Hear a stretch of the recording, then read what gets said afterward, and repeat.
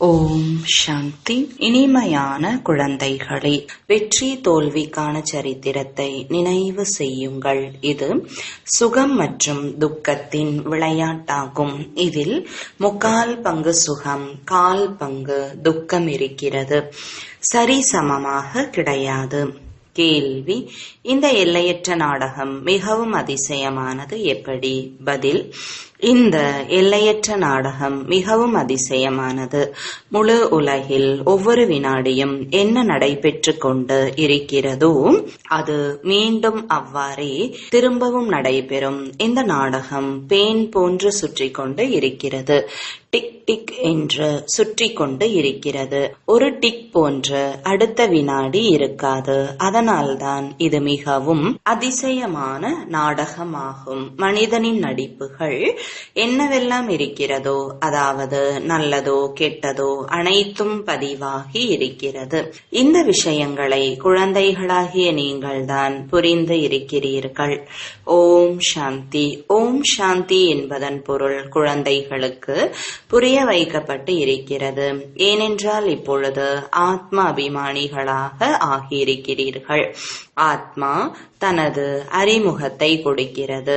நான் ஆத்மா. ஆத்மாவின் சுய தர்மம் அமைதி.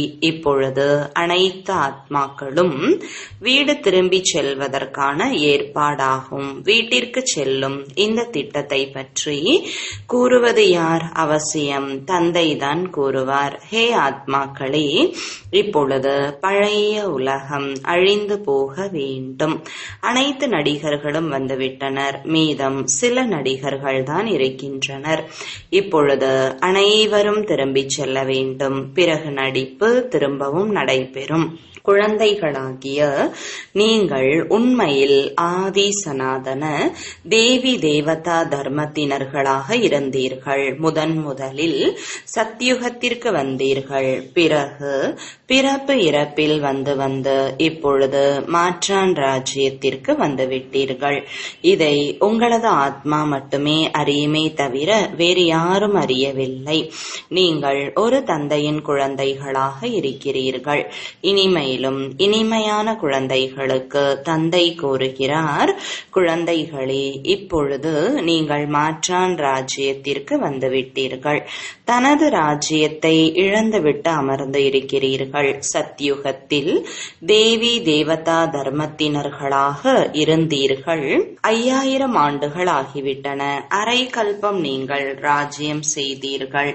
ஏனென்றால் ஏனியில் அவசியம் கீழே இறங்கத்தான் வேண்டும். சத்யுகத்திலிருந்து திரேதா, பிறகு துவாபர கலியுகத்திற்கு வர வேண்டும் என்பதை மறந்து விடாதீர்கள். தனது வெற்றி தோல்விக்கான சரித்திரத்தை நினைவு செய்யுங்கள். நாம் சத்யுகத்தில் சதோ பிரதானமாக சுகதாமத்தில் வசிப்பவர்களாக இருந்தோம் என்பதை குழந்தைகள் அறிவர். பிறகு பிறப்பு எடுத்து துக்கதாமத்தில் இற்றுப்போன நிலைக்கு வந்தடைந்து விட்டோம். இப்பொழுது மீண்டும் ஆத்மாக்களாகிய உங்களுக்கு தந்தையிடமிருந்து ஸ்ரீமத் கிடைக்கிறது. ஏனென்றால் ஆத்மா பரமாத்மாவை பிரிந்து குழந்தைகளாகிய நீங்கள் வெகு காலம் தனிமையாக ஆகிவிட்டீர்கள். முதலில் நீங்கள்தான் பிரிந்தீர்கள். பிறகு சுகத்தின் பாகத்தை நடித்து வந்தீர்கள். பிறகு உங்களது ராஜ்ய பாக்கியம் அபகரிக்கப்பட்டது. துக்கத்தின் பாகத்தில் வந்துவிட்டீர்கள். இப்பொழுது குழந்தைகளாகிய நீங்கள் மீண்டும் சுகம் அமைதிக்கான ராஜ்ய பாக்கியத்தை அடைய வேண்டும். உலகில் அமைதி நிலவ வேண்டும் என்று ஆத்மாக்கள் கூறுகின்றனர். இந்த நேரத்தில் தமோ பிரதானமான காரணத்தினால் உலகத்தில் அமைதியற்ற நிலை நிலவுகிறது. இதுவும் அமைதி, அசாந்தி, சுகம், துக்கத்திற்கான விளையாட்டு. 5000 ஆண்டிற்கு முன்பு உலகில் அமைதி இருந்தது. மூலவத்தனம் என்றாலே சாந்தி தாமம். எங்கு ஆத்மாக்கள் வசிக்கிறதோ அங்கு அசாந்திக்கான கேள்வியே கிடையாது. சத்யுகத்தில் அமைதி இருந்தது.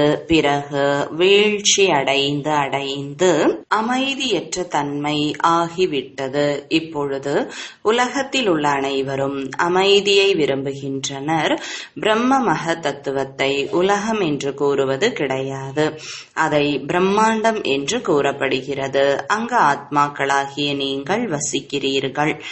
ஆத்மாவின் சுய தர்மம் அமைதியாகும். ஷரீரத்திலிருந்து ஆத்மா விடுபடுவதன் மூலம் அமைதியாகி விடுகிறது. பிறகு ஷரீரம் எடுக்கும் பொழுது காரியங்களை செய்கிறது. இப்பொழுது குழந்தைகளாகிய நீங்கள் இங்கு எதற்காக வந்திருக்கிறீர்கள்?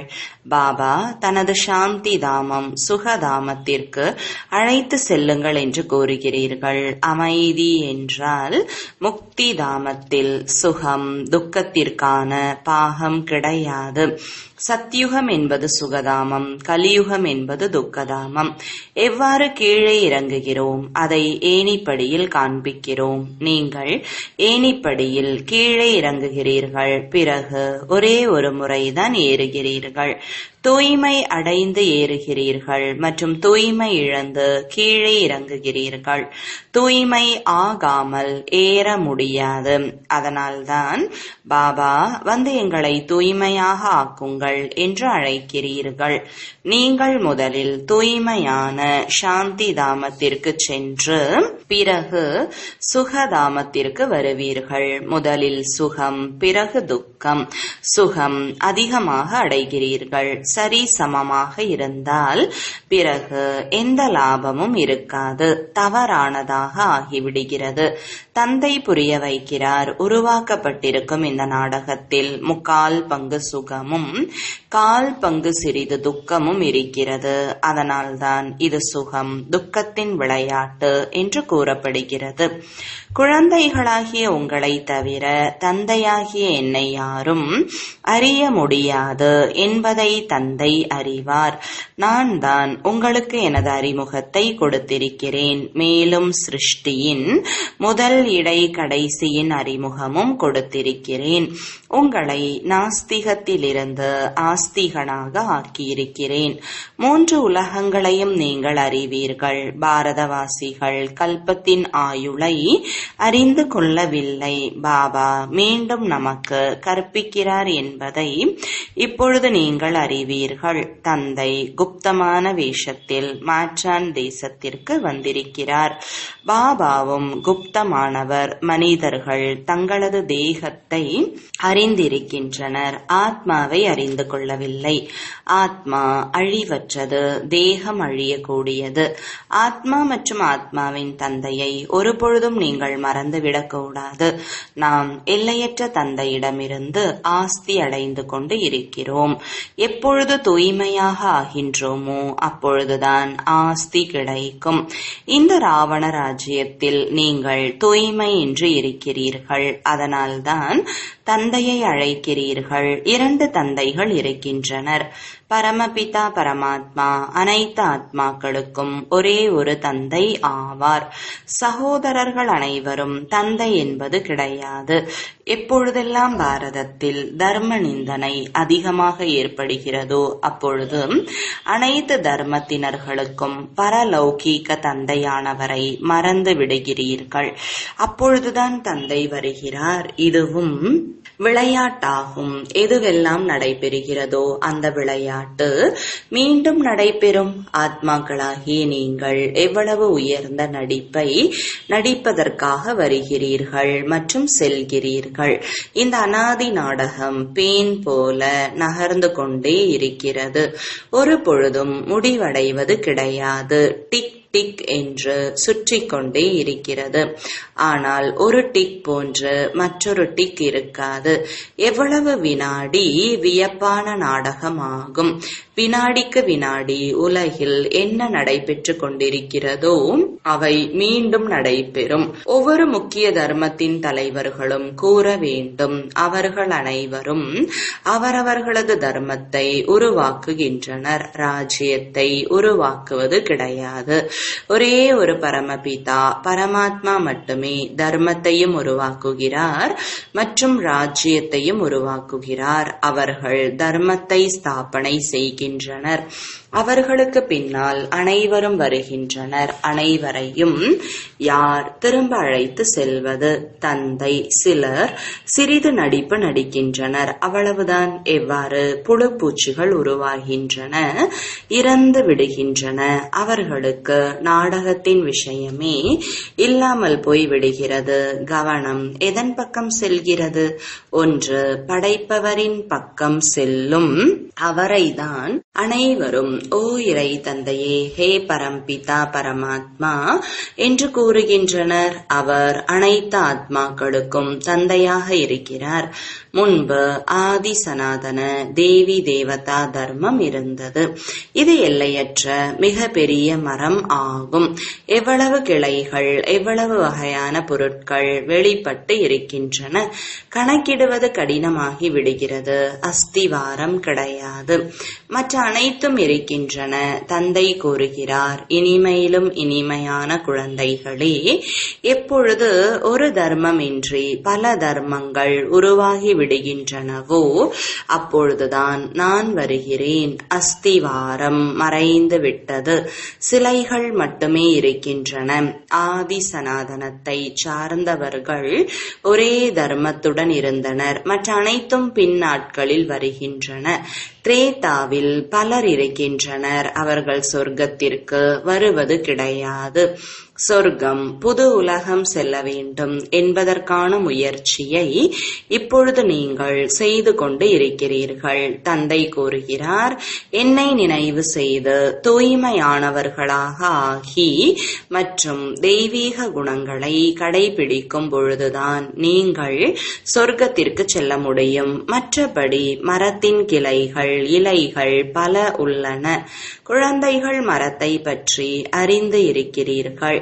நாம் அனைவரும் ஆதி சனாதன தேவி தேவதைகளாக சொர்க்கத்தில் இருந்தோம். இப்பொழுது சொர்க்கம் கிடையாது.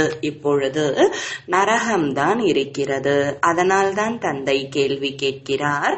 நீங்கள் உங்களது உள்ளத்தில் கேளுங்கள், நாம் சத்யுக சொர்க்கவாசிகளா அல்லது கலியுக நரகவாசிகளா? சத்யுகத்தில் இருந்து கீழே இறங்குகிறோம், பிறகு மேலே எப்படி செல்வோம்? தந்தை கல்வி கொடுக்கிறார். நீங்கள் தமோ பிரதானத்தில் இருந்து சதோ பிரதானமாக எப்படி ஆவீர்கள்? தன்னை ஆத்மா என்று உணர்ந்து என்னை நினைவு செய்தால் இந்த யோக அக்னியின் மூலம் உங்களது பாவங்கள் அழிந்துவிடும். கல்பத்திற்கு முன்பு உங்களுக்கு ஞானம் கற்றுக் கொடுத்து தேவதைகளாக ஆக்கியிருந்தேன். இப்பொழுது நீங்கள் தமோ பிரதானமாக ஆகியிருக்கிறீர்கள். பிறகு அவசியமாக யாராவது சதோ பிரதானமாக்குபவர்கள் இருப்பர். பதீத பாவனாக எந்த மனிதனும் இருக்க முடியாது. ஹே பதீத பாவன், ஹே பகவான் என்று கூறுகிற பொழுது புத்தி மேலே சென்று விடுகிறது. அவர் நிராகாரமானவர். மற்ற அனைவரும் நடிகர்கள். அனைவரும் மறுபிறப்பு எடுத்துக்கொண்டே இருக்கின்றனர். நான் பிறப்பு இல்லாதவன். இவ்வாறு நாடகம் உருவாக்கப்பட்டிருக்கிறது. இதனை யாரும் அறிந்து கொள்ளவில்லை. நீங்களும் அறியாமல் இருந்தீர்கள். இப்பொழுது நீங்கள் சுய தரிசன சக்கரத்தை சுற்றக்கூடியவர் என்று கூறப்படுகிறீர்கள். நீங்கள் தங்களது ஆத்மாவின் சுய தர்மத்தில் நிலைத்து இருங்கள். தன்னை ஆத்மா என்று நிச்சயம் செய்யுங்கள். தந்தை புரிய வைக்கிறார். இந்த சிருஷ்டி சக்கரம் எவ்வாறு சுழல்கிறது. ஆகையால் உங்களது பெயர் சுய தரிசன சக்கரதாரி. வேறு யாரிடத்திலும் இந்த ஞானம் கிடையாது. ஆக உங்களுக்கு அதிகமான மகிழ்ச்சி இருக்க வேண்டும். தந்தை நமது ஆசிரியராகவும் இருக்கிறார். மிக இனிமையான பாபா ஆவார். பாபாவை போன்று இனிமையானவர் வேறு யாரும் கிடையாது. பரலௌகீக குழந்தைகளாகிய நீங்கள் பரலோகத்தில் இருக்கக்கூடிய ஆத்மாக்கள் ஆவீர்கள்.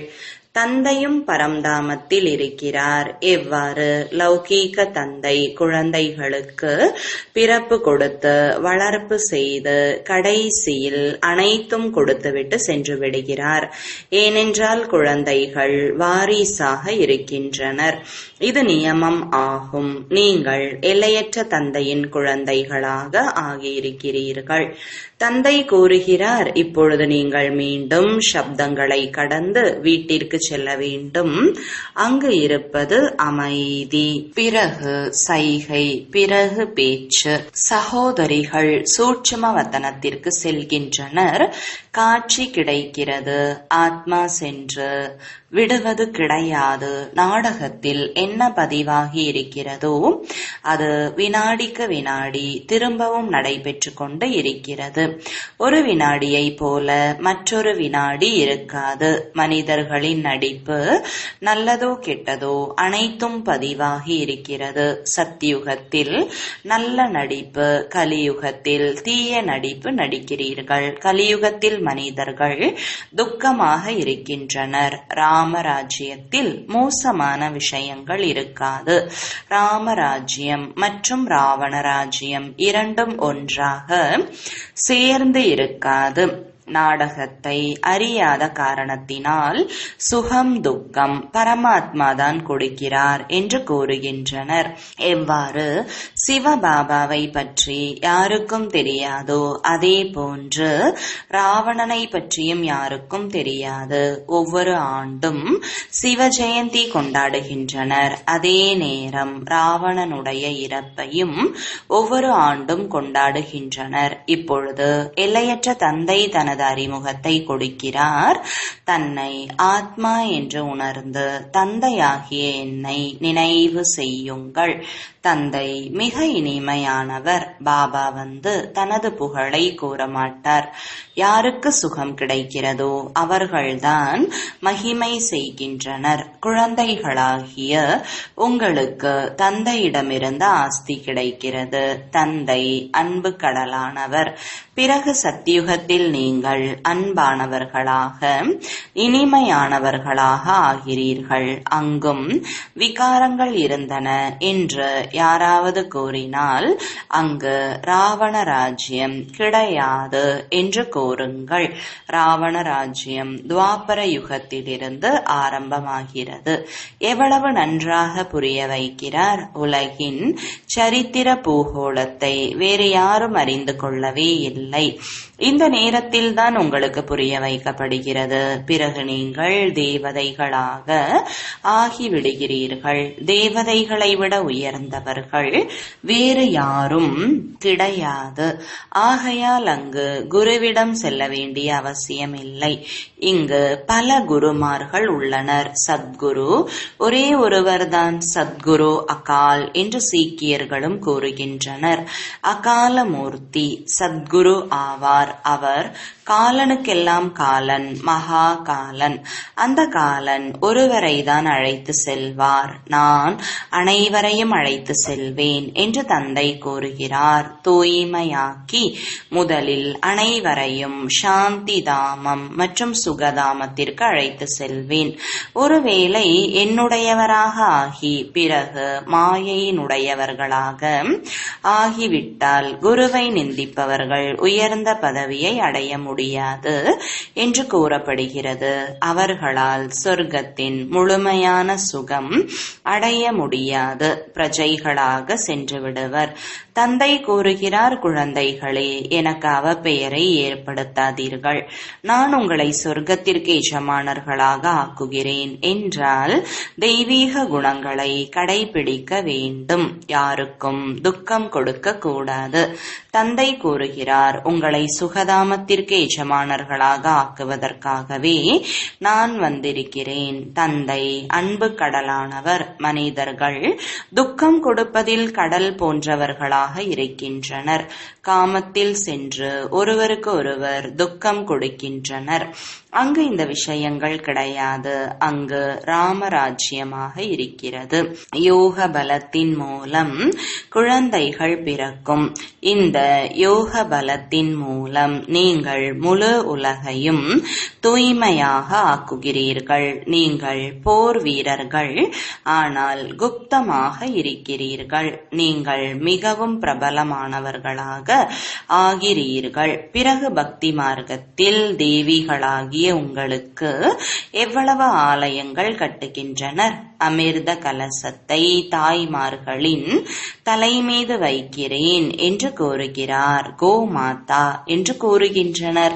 இது ஞானம், தண்ணீருக்கான விஷயம் கிடையாது. நீங்கள் சிவசக்தி சேனைகள். அவர்கள் இதையே நகல் செய்து எவ்வளவு பேர் குருக்களாக அமர்ந்து இருக்கின்றனர். இப்பொழுது நீங்கள் சத்தியம் என்ற படகில் அமர்ந்து இருக்கிறீர்கள். இறைவா, எனது படகை அக்கறைக்கு கொண்டு செல்லுங்கள் என்று பாடுகின்றனர். அக்கறைக்கு கொண்டு செல்லும் படகோட்டி இப்பொழுது கிடைத்திருக்கிறார். வைஷ்யாலயத்திலிருந்து சிவாலயத்திற்கு அழைத்து செல்கிறார். அவரை தோட்டக்காரன் என்றும் கூறுகிறோம். முட்கள் நிறைந்த காட்டை மலர் தோட்டமாக ஆக்குகிறார். அங்கு சுகமே சுகம்தான், இங்கு துக்கம்தான் இருக்கிறது. எந்த துண்டு பிரசுரங்கள் அச்சிடுமாறு பாபா கூறியிருந்தாரோ அதில் எழுதப்பட்டிருக்கிறது சொர்க்கவாசியா அல்லது நரகவாசியா என்று தனது உள்ளத்தில் கேளுங்கள். பல கேள்விகள் கேட்க முடியும். இழிவான நடத்தை என்று பலர் கூறுகின்றனர் என்றால் ஏதோ ஒரு நேரத்தில் மேன்மையான நடத்தை உள்ளவர்கள் இருந்து இருக்க வேண்டும். அங்கு தேவதைகள் இருந்தனர், இப்பொழுது கிடையாது. எப்பொழுது தேவி தேவதா தர்மம் மறைந்து போய்விடுகிறதோ அப்பொழுது ஒரு தர்மத்தை உருவாக்க இறைவன் வரவேண்டி இருக்கிறது. ஸ்ரீமத் மூலமாக நீங்கள் தனக்காகவே சொர்க்கத்தை உருவாக்கி கொண்டு இருக்கிறீர்கள். நல்லது. இனிமையிலும் இனிமையான தேடி கண்டெடுக்கப்பட்ட செல்லமான குழந்தைகளுக்கு தாயும் தந்தையுமான பாப்தாதாவின் அன்பு நினைவுகள் மற்றும் காலை வணக்கங்கள். ஆன்மீக குழந்தைகளுக்கு ஆன்மீக தந்தையின் வணக்கங்கள். ஆன்மீக தந்தைக்கு ஆன்மீக குழந்தைகளின் அன்பு நினைவுகளும் வணக்கங்களும். தாரணைக்கான முக்கிய சாரம். முதலாவது, தந்தைக்கு சமமாக அன்பு கடலாக ஆக வேண்டுமே தவிர துக்க கடலாக அல்ல. தந்தைக்கு அவப்பெயர் ஏற்படுத்தும் எந்த காரியமும் செய்யக்கூடாது. மிக இனிமையாக அன்பானவர்களாக ஆக வேண்டும். இரண்டாவது, யோக பலத்தின் மூலம் தூய்மையாகி மற்றவர்களையும் ஆக்க வேண்டும். முட்கள் நிறைந்த காட்டை மலர்கள் நிறைந்த தோட்டமாக ஆக்கும் சேவை செய்ய வேண்டும். நமது இனிய பாபா தந்தையாகவும் இருக்கிறார், ஆசிரியராகவும் இருக்கிறார் என்ற மகிழ்ச்சியில் எப்பொழுதும் இருக்க வேண்டும். அவரை போன்ற இனிமையானவர் வேறு யாரும் கிடையாது. வரதானம். பரமாத்ம செல்லத்தை பெற்றுவிடக்கூடிய இப்பொழுதைய மற்றும் வருங்காலத்தின் ராஜ செல்லம் ஆவீர்களாக. விளக்கம். சங்கம யுகத்தில் பாக்கியவான் குழந்தைகளாகிய நீங்கள்தான் இதய ராமனின் செல்லத்திற்கு பாத்திரமாவீர்கள். இந்த பரமாத்ம செல்லம் கோடியில் ஒரு ஆத்மாவிற்கு தான் கிடைக்கிறது. இந்த தெய்வீக செல்லத்தின் வாயிலாக ராஜ செல்லம் ஆகிவிடுவீர்கள். ராஜ்யத்திற்கு பிரியமானவர் என்றாலும் இப்பொழுதும் ராஜா மற்றும் வருங்காலத்திலும் ராஜா. வருங்காலத்திற்கு முன்னதாக இப்பொழுது சுயராஜ்ய அதிகாரி ஆகிவிட்டீர்கள். எப்படி வருங்கால ராஜ்யத்திற்கு ஒரு ராஜ்யம், ஒரு தர்மம் என்ற புகழ் உள்ளது, அதே போல இப்பொழுது அனைத்து கர்மேந்திரியங்கள் மீதும் ஆத்மாவினுடைய ஒரு குடை ராஜ்யம் உள்ளது. ஸ்லோகன். தனது தோற்றத்தின் மூலம் தந்தையின் குணங்களை வெளிப்படுத்தக்கூடியவர் பரமாத்ம அன்பானவர்கள் ஆவார்கள்.